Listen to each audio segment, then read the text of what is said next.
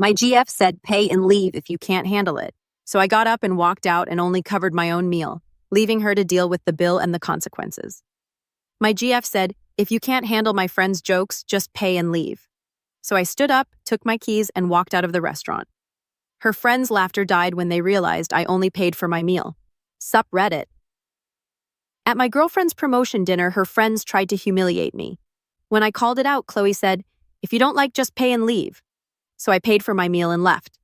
Then I watched them all spiral. Here's what went down. So picture this. I, 27 male, live in Kansas City, have been running electrical for the better part of a decade.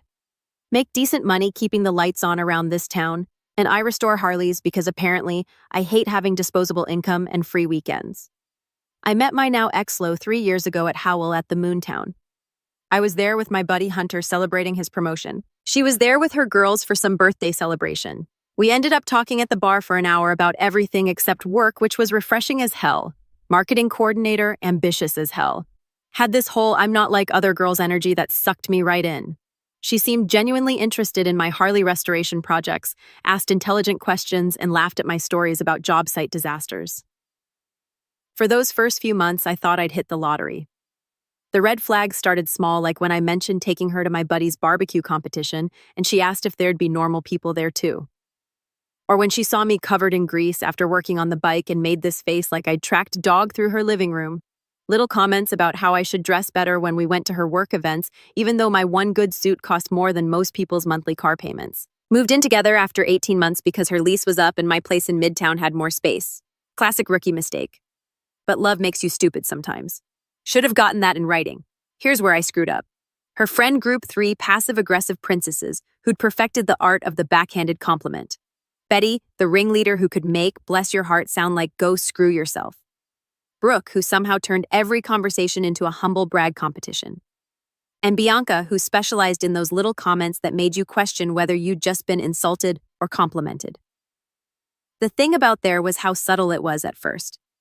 Like when I smoked brisket for Chloe's birthday party last summer, spent 14 hours babying that meat, got up at 4 a.m. to start the fire, the whole 9 yards. When her friends showed up, Betty examined my setup and said, oh wow, this is so authentic. Like something you'd see on one of those Food Network shows about, what do they call it, comfort food. Brooke added, it's so sweet that you did all this yourself. My boyfriend usually just makes reservations somewhere nice, but this is definitely more hands-on. Bianca smiled that razor blade smile and said, well, at least we know Alan's good with his hands. That's probably useful in your relationship, right, Chloe? I could feel the insult buried in there somewhere, but when I called it out later, Chloe just laughed it off. They're just being funny, Alan. Don't be so sensitive.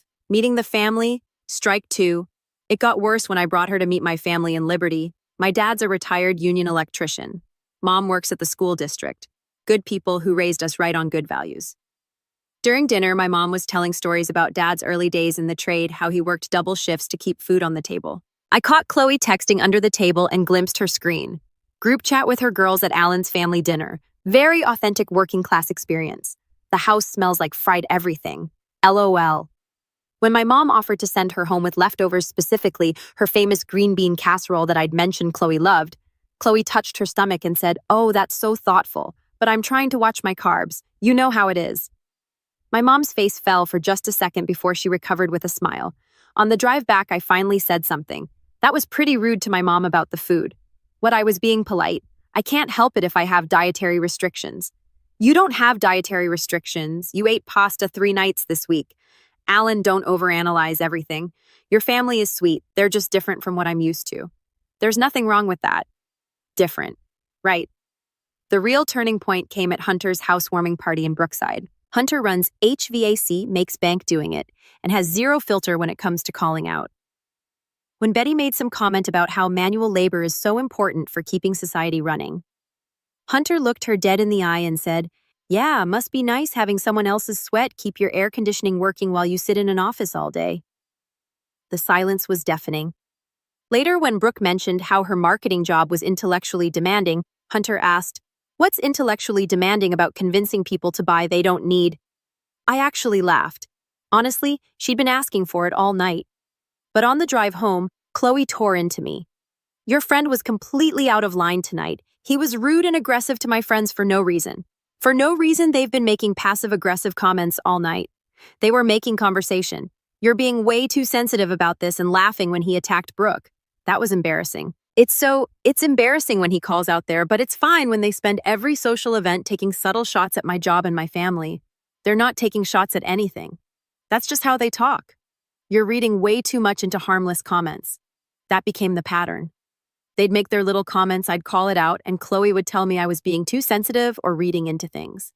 But the second Hunter or I fired back suddenly, I was being aggressive and embarrassing her. I started making excuses to skip their group events.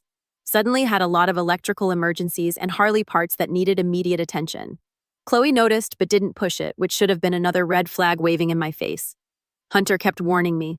Dude, they're conditioning you, making you think standing up for yourself is the problem while they get to say whatever they want. That's some psychological warfare. He was right, but I was in too deep to see it clearly. Then came the celebration dinner that changed everything. Chloe got bumped up to senior marketing coordinator last month. Good for her, honestly. She'd been grinding for that position, staying late, kissing ass the whole corporate climb. When she told me I was genuinely proud, suggested we celebrate right, take her and the whole crew to the Capitol Grill downtown. My treat. Yeah, I know what you're thinking. Why would I willingly subject myself to an evening with the three horsewomen of the marketing apocalypse? 2 reasons. First, I actually love this girl and wanted to celebrate her win.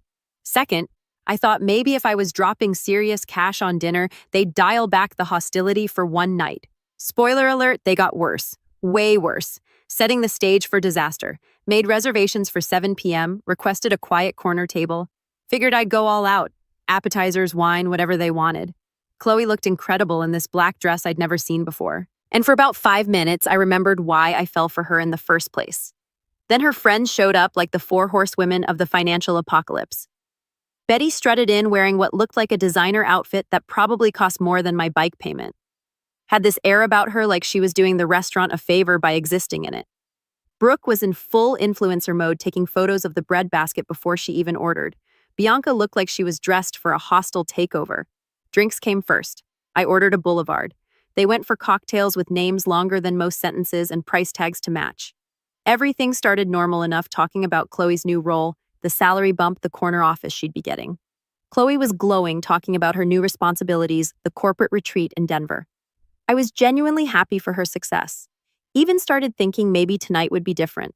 Maybe her friends would actually behave like adults for once. Then the appetizers arrived, and apparently that was the signal for the blood sport to begin. So Alan Betty started cutting into her $18 shrimp cocktail like she was performing brain surgery, still playing electrician. Here we go, I thought, but I kept it cool. Electrical work's been good to me. Keeps the city running. Must be nice having such a simple job, though. She continued, not even looking up. Just following basic instructions, right? Plug A into socket B. I felt that familiar tightness in my chest, but kept my voice level.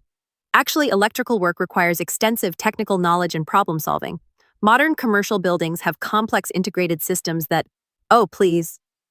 Brooke cut in, practically rolling her eyes into the back of her skull. It's not like you need an education or anything. Meanwhile, Chloe's killing it in corporate communications, working with CI executives. Bianca jumped in without missing a beat. What's that thing you do with the motorcycles again? Waste money on scrap metal. I restore vintage Harleys, I said. Probably too defensively. Just finished a 79 Shovelhead. It's a challenging hobby that requires hobby. Bianca laughed like I just told her I collected bottle caps. How much money do you piss away on those rust buckets, Chloe girl? You could do so much better. Remember Derek from that digital marketing conference? Real estate development? Actual ambition. I looked at Chloe, waiting for her to say something. Anything. She was doing that uncomfortable laugh thing, shaking her head like, oh, you crazy kids, but not defending me, not even slightly. The roasting continued through the main course. They called me a grease monkey. Wondered out loud how I could possibly understand Chloe's complex marketing strategies. And Betty actually said I was lucky, was willing to date down, like I was some charity case she was doing community service with. You know, Brooke said, I honestly don't know what you two talk about. Like, what does Chloe discuss with someone who didn't go to college? Probably explains things real slow. Bianca chimed in, use small words. That's when I set down my fork and looked directly at Chloe. All right, I think that's enough. She sighed like I was the one being unreasonable. Alan, they're just having fun. Don't be so sensitive. Sensitive, Bianca practically cackled. What are you going to cry because we hurt your feelings? And that's when Chloe looked me dead in the eye and said the words that ended everything. Look, if you can't handle my friends being honest, you can just pay the bill and leave. The table went dead silent for exactly 3 seconds. Then Betty started that high-pitched giggle rich girls do when they think they've won something.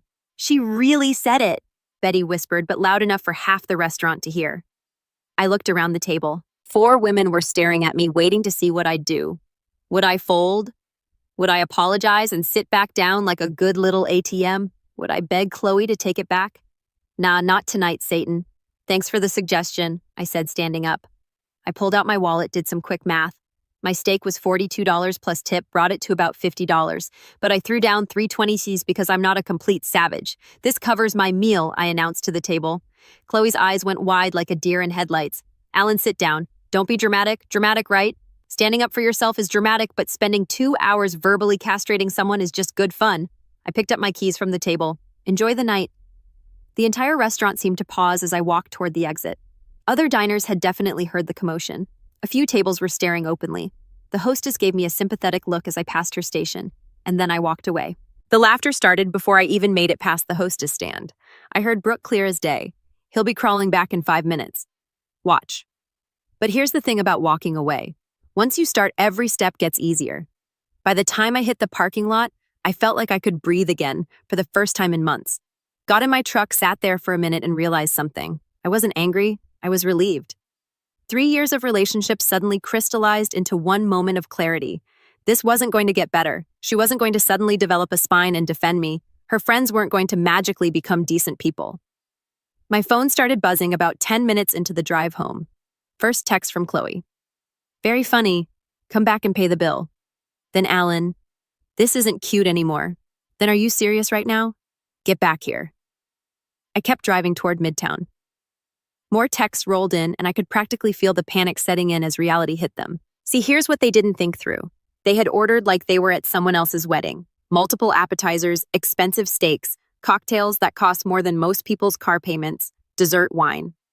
The bill was apparently close to $500, and I'd left $60. Chloe called 17 times on my drive home. I didn't answer a single one. By the time I pulled into my parking space, she'd left 4 voicemails that escalated from annoyed to furious to what sounded like genuine panic. I went inside, grabbed a duffel bag, and packed enough clothes for a week. Toiletries, phone charger, the essentials. The whole time my phone kept buzzing like an angry hornet. Then I drove to Hunter's place in Brookside and knocked on his door at 11:30 p.m. Dude, he said when he saw me with my bag. Finally, Hunter had been telling me for 2 years that Chloe's friends were toxic, and she was their enabler and chief. He'd witnessed it all. Crash here as long as you need, he said. My couch is your couch, brother. Also, I'm proud of you for finally growing a pair. For the first time in months, I wasn't walking on eggshells or bracing for the next verbal ambush. I was just free. My phone kept having seizures with incoming texts, but I turned it face down and went to sleep. Best sleep I'd had in years. Woke up the next morning to Hunter making coffee and my phone having a complete mental breakdown. The text assault had continued all night like some kind of digital carpet bombing campaign from Chloe. I can't believe you humiliated me like that. My friends think you're pathetic. You left me with a $500 bill. This is so embarrassing. You need to Venmo me right now. Answer your freaking phone. But wait, there's more. Around 3 a.m., her 3 wise women decided to join the party. Betty sent me a dissertation about how I was financially abusive for tricking them into thinking I'd pay. Apparently, walking out after being told to walk out is trickery now. She also helpfully informed me that she was documenting everything for when Chloe takes you to court. Court for what? Not paying for their entertainment. Brooke kept it simple but effective. You're a pathetic loser. Chloe deserves better than a man-child who can't take honest feedback about his limitations. B. But Bianca, she was the real MVP of stupidity. She sent me a Venmo request for $150 with the note reimbursement for emotional distress and Uber home. Emotional distress. I screenshot that golden nugget for posterity. You can't make this up. Hunter read over my shoulder while I scrolled through the carnage. Jesus Christ. It's like they're competing for biggest of the year. I'm blocking all of them. Wait, Hunter said, that evil grin spreading across his face. Let me have some fun first. He grabbed my phone. To Betty. Hey girl, Alan asked me to let you know he's really sorry that your personality is so ugly it makes your face look good by comparison. Have a blessed day to Brooke. Alan wanted me to tell you that calling someone a loser while begging them for money is peak irony. Also, your boyfriend Derek, he's been sliding into my cousin's DMs all week. Small world to Bianca. Alan said to thank you for the Venmo request because he needed a good laugh. P.S. Charging someone for emotional distress after verbally abusing them all night is some next-level victim complex. Might want to therapy that. Then he blocked all of them and handed my phone back. There. Now they can go screw themselves in private. But they weren't done. Oh no, these entitled princesses were just getting started. Around noon, there was aggressive knocking on Hunter's door. Through the peephole, we could see Chloe with her whole crew looking like they were about to storm the Bastille. Alan, I know you're in there, Chloe yelled loud enough for the whole complex to hear. This is ridiculous. You can't just run away from your responsibilities. My responsibilities, right? My responsibility to be their emotional punching bag and foot the bill for the privilege. Hunter opened the door with that shark smile of his. Ladies, welcome to my humble abode. Can I interest you in some basic human decency? Oh, wait. You're all fresh out. Where's Alan? Betty demanded. He needs to Venmo Chloe for last night. He's not here, Hunter said smoothly, but I'll be sure to pass along your message. Which was what exactly? Please pay us for the privilege of being verbally abused. Did I get that right? You don't understand, Bianca jumped in. He embarrassed us in public. People saw him walk out. Oh no, Hunter said, clutching his chest dramatically. People witnessed consequences for your actions. How traumatic. Have you considered therapy or basic human decency classes? Brooke tried to push past him. We know he's here. We're not leaving until he pays up. That's when Hunter's expression shifted. The smile disappeared. Ladies, you're trespassing on private property and harassing my tenant.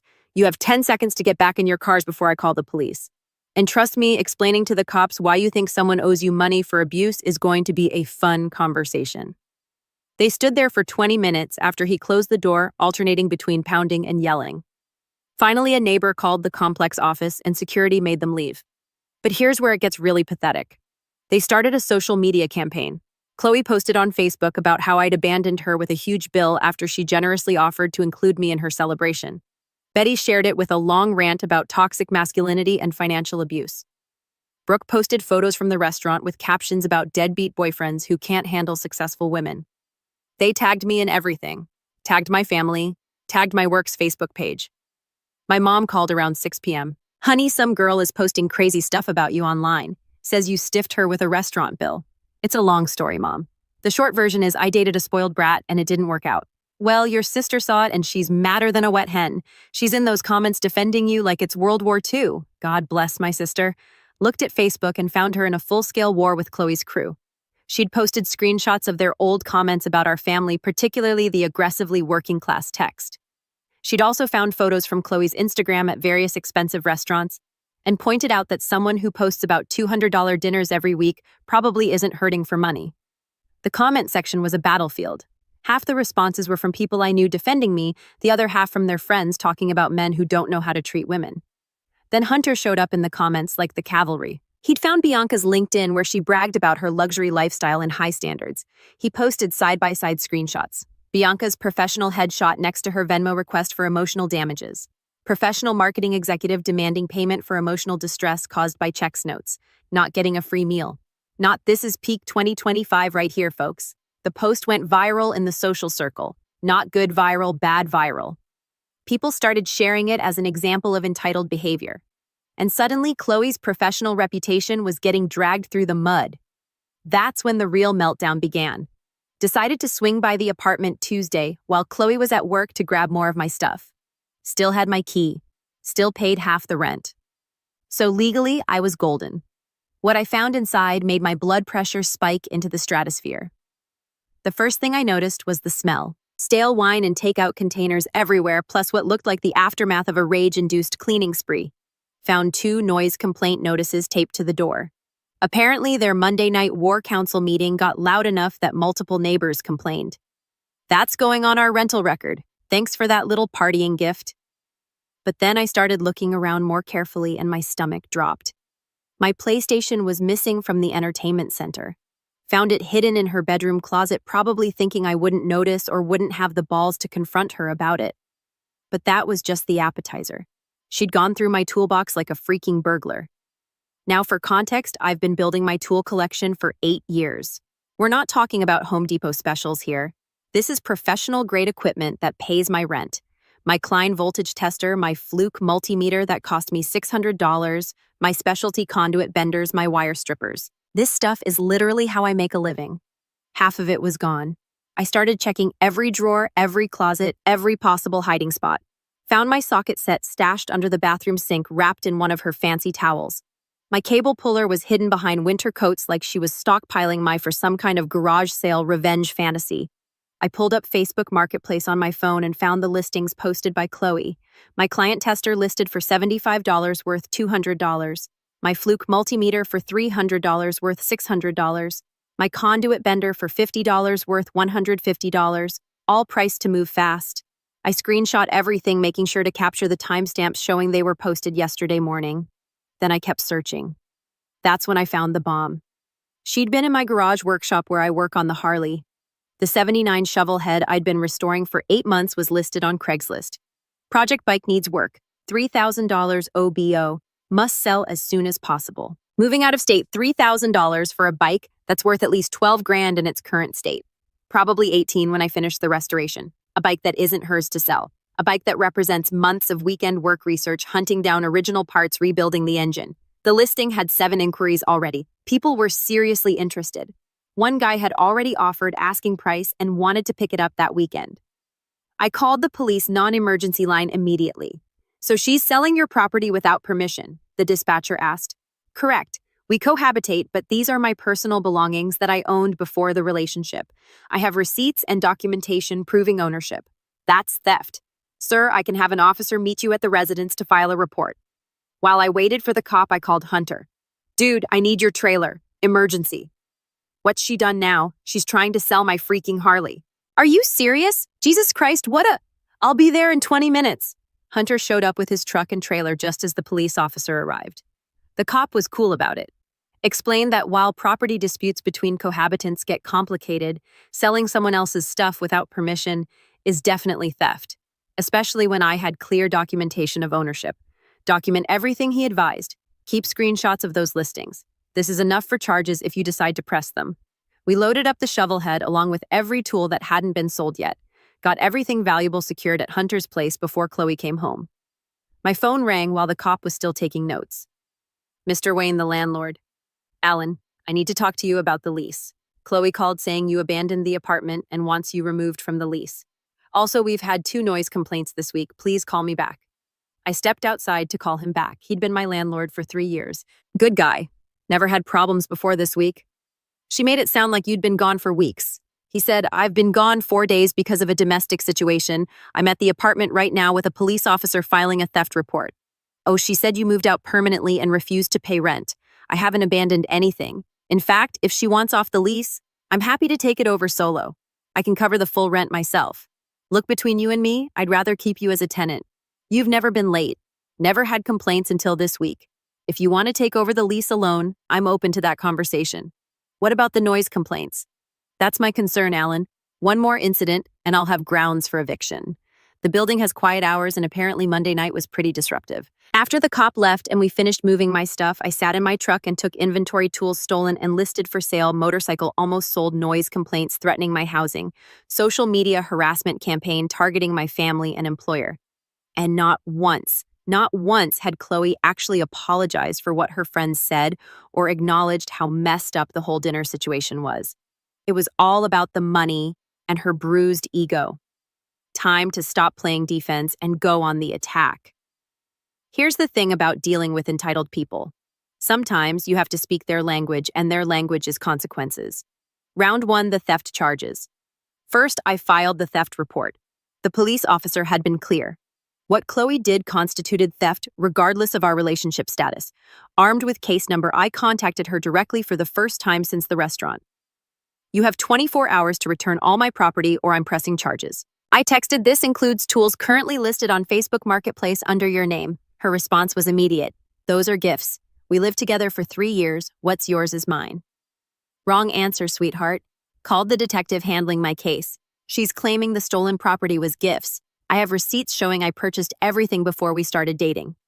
Text her back asking for documentation of these alleged gifts. When she can't provide any, we'll have her for theft and lying to police. I texted, please provide receipts or documentation showing these were gifts. Detective Morrison needs this for his report. Radio silence. Round 2. Social media warfare. Meanwhile, Hunter was cooking up something beautiful on the social media front. See, Chloe's Facebook post about me had backfired spectacularly. The comment section was now 70% people calling her out for posting someone's business online, especially after they found out about the tool theft. But Hunter found the Golden Egg Brooks Instagram story from the night before showing her at another expensive restaurant complaining about cheap men who can't afford to treat women properly. Look at this. Hunter showed me his phone.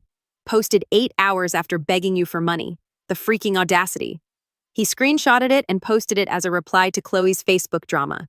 Interesting how someone who can't afford a $500 dinner can afford a $150 meal the next night. Almost like this isn't about money at all. The post got shared 247 times in Kansas City social media groups. Local restaurant workers started commenting about how they'd served these women before, and they were known for being demanding, rude, and bad tippers. One server from the Capitol Grill actually commented, I was working that night. They were incredibly rude to staff and left 0 tip on a $500 bill. The guy who walked out was the only polite one at the table.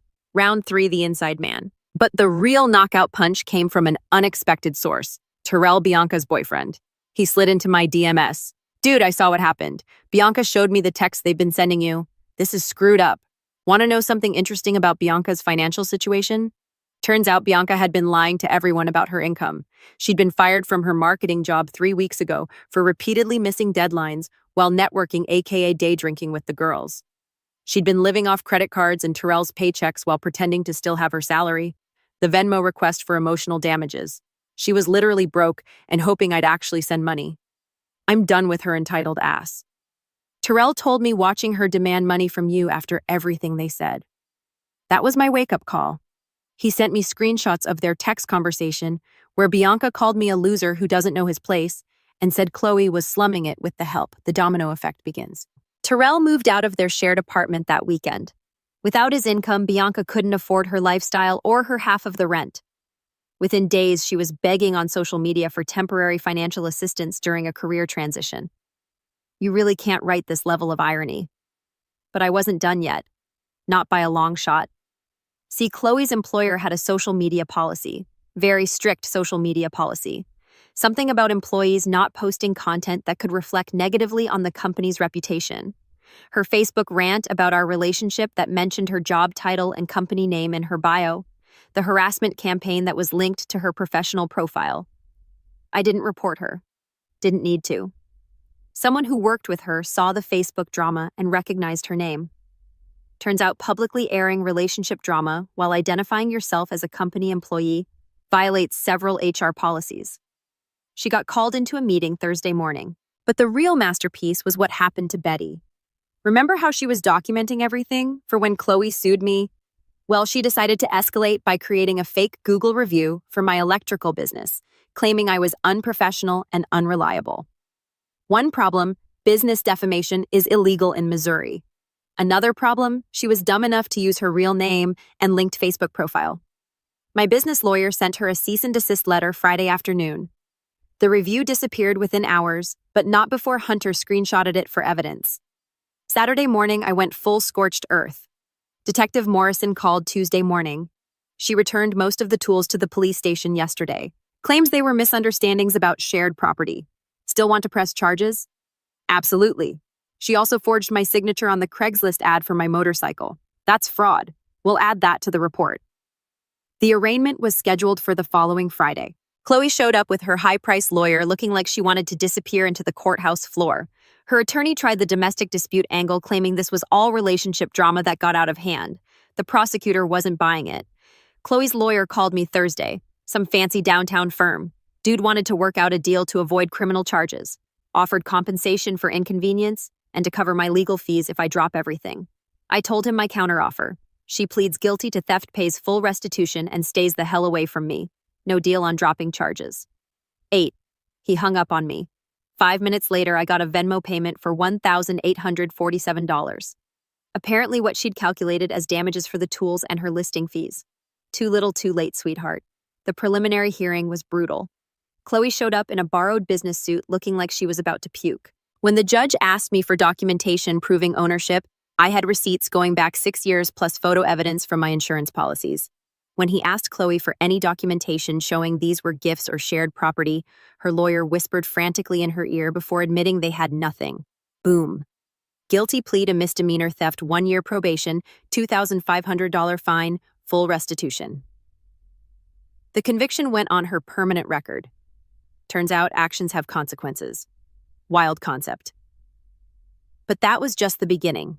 Her company's background check policy required employees to disclose criminal convictions within 30 days. When HR found out about the theft charge, they started asking questions about her judgment and professionalism.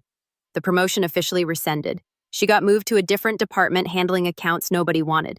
Mr. Wayne served her with eviction papers the same week. The noise complaints combined with the police visits for the theft investigation violated multiple lease terms. She had 30 days to vacate. Betty's fake Google review came back to bite her harder than she expected.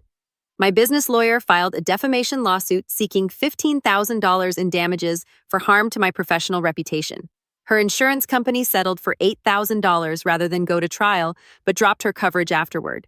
Good luck finding new insurance with a defamation settlement on your record. She also got fired 3 weeks later. Someone in HR saw her LinkedIn where she'd been posting about dealing with difficult people and handling unprofessional contractors. They put 2 and 2 together and realized she was the subject of a defamation lawsuit while representing the company online, violated their social media policy and professional conduct standards. Brooke's downfall was pure mathematics. Her boyfriend Derek pulled her credit report during their lease renewal application and discovered she had $47,000 in credit card debt. She'd been living on borrowed money for 2 years. When he confronted her about the debt, she tried to convince him they were investments in their future together and that he should help pay them off. He moved out that weekend. Without Derek's income, she couldn't make minimum payments on the cards. Had to sell her car, move back in with roommates, and take a second job bartending nights. The influencer lifestyle evaporated overnight, but Bianca won the championship belt for spectacular collapse. Terrell didn't just move out, he'd been documenting her financial abuse for months. The Venmo requests, the demands for expensive gifts, the way she'd run up restaurant bills and expect him to cover them. He sent all of it to a friend who worked in family law. The lawyer filed a restraining order on Terrell's behalf, citing emotional and financial manipulation. With the restraining order on her record, Bianca couldn't pass the background check for her new job at a marketing firm. She'd already been unemployed for 6 weeks and burned through her savings trying to maintain appearances. Her parents cut her off when they found out about the legal troubles. Apparently, getting served with court papers while living in their basement wasn't the temporary setback they'd been promised. Last I heard, she was working at a call center in Independence and living in a studio apartment that smells like cigarettes and disappointment. The friend group imploded entirely. When Chloe lost her income and apartment, she couldn't afford to be the meal ticket anymore. Betty was too broke from legal fees to pick up the slack.